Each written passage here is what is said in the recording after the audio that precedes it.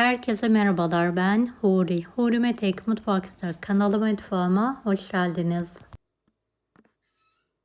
Brownie lezzetinde harika bir ıslak kurabiye tarifi hazırlıyorum. Yemesi gerçekten çok keyifli, mutlaka deneyin. Hamurumuz için 120 gram yumuşak tereyağı, 1 çay bardağı sıvı yağ, 1 çay bardağı toz şeker, 1 adet tam yumurta, 1 paket vanilya, 3 yemek kaşığı kakao, 1 paket kabartma tozu ve tüm malzemeyi homojen olana kadar elimizle şöyle bir karıştırarak yoğuralım.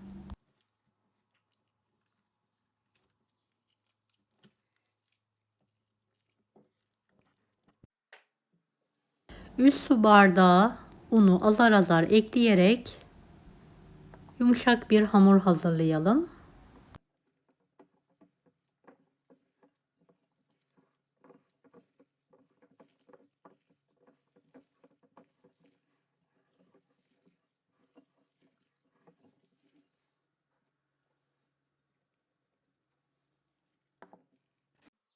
Hamuru yoğurduktan sonra şöyle bir tezgah üzerine alarak hamurun kıvamını sizlere yakından göstermek istiyorum.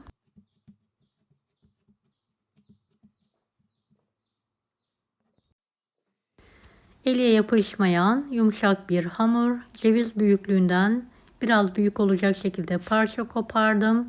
Avucumun içinde yuvarlayarak tepsiye diziyorum.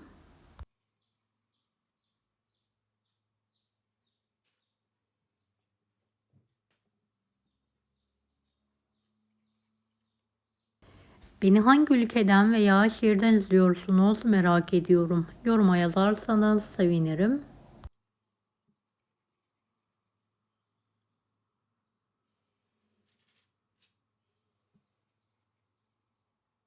Dilerseniz bu kurabiyeyi daha büyük veya daha küçük hazırlayabilirsiniz.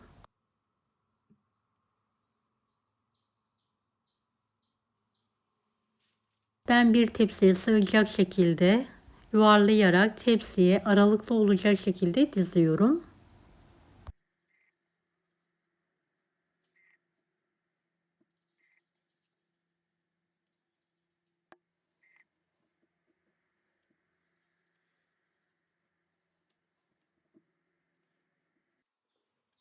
Son kurabiyelerimde şekil veriyorum.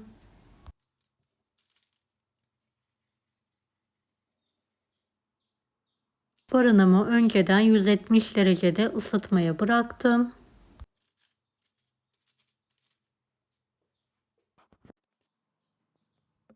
20-25 dakika pişirmeye bırakalım. Şerbeti için 1 çay bardağı toz şeker, 1,5 su bardağı sütü şöyle küçük bir sosluğun içine aldım.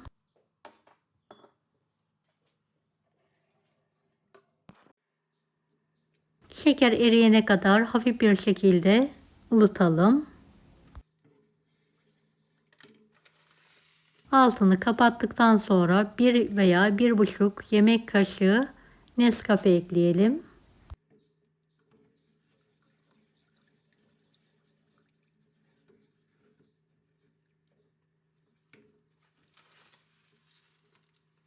Evet, şerbetimiz hazır. Altını kapatarak soğutmaya bırakalım.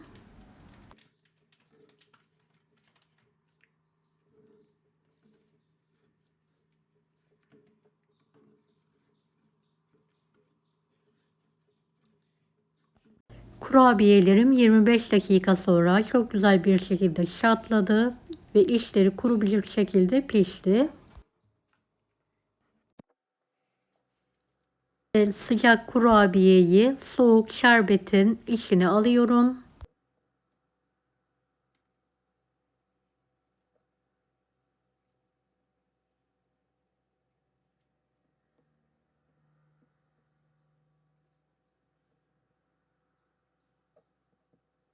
Şerbetin içine şöyle 1-2 saniye kadar bekletelim.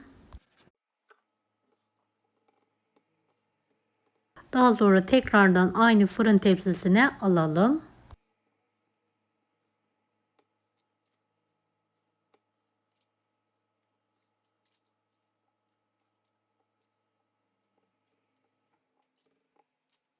Fazla bekletmemize gerek yok.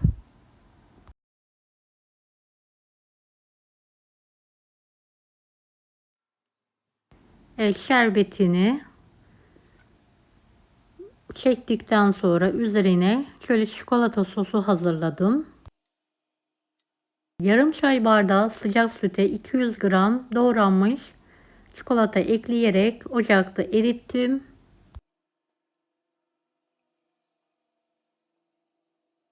Her birine birer yemek kaşığı olacak şekilde döküyorum.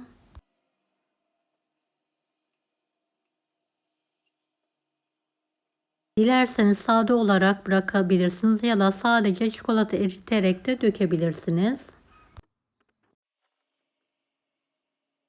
En son Antep fıstığı serpiyorum.